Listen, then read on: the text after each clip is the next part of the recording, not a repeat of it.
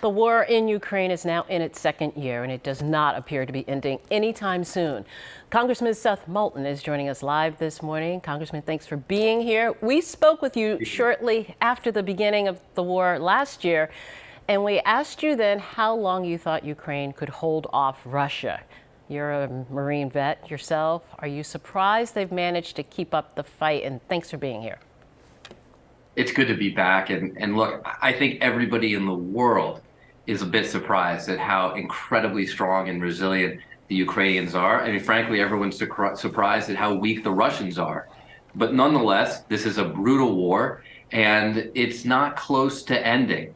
The way we bring it to an end is to support the Ukrainians to take back more of their own territory from the Russians, to take back territory from this illegal invasion, and put both sides in a position where they're able to actually negotiate a just peace.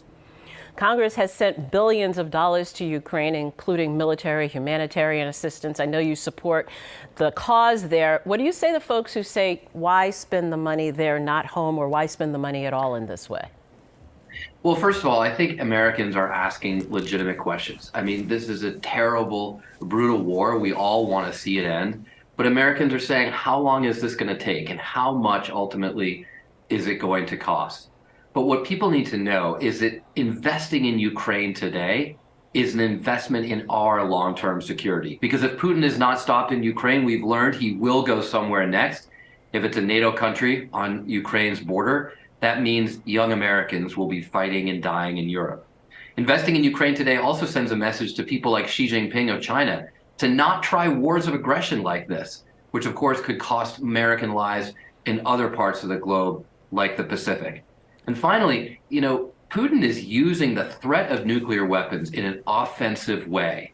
Nukes have helped keep the peace for 70 years, but now the threat of nukes under his autocratic regime is an excuse to take a sovereign nation over. We've got to make it clear that nobody, not Iran, not China, not Russia, is going to get away with that, because that's just dangerous for humanity. We have already seen China looking at Taiwan, so you're right on point there.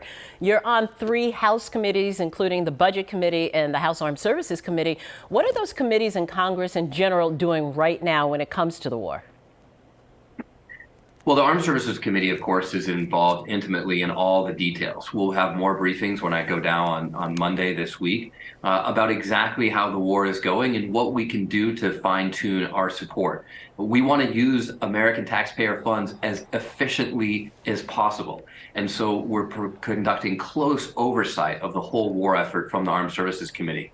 I'm also actually on the China Select Committee, the Select Committee to examine competition between America and the Chinese Communist Party.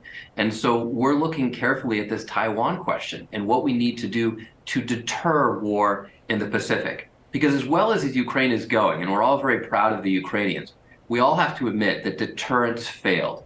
We're in war right now because deterrence failed. We cannot let deterrence fail in the Pacific. We don't want a war there.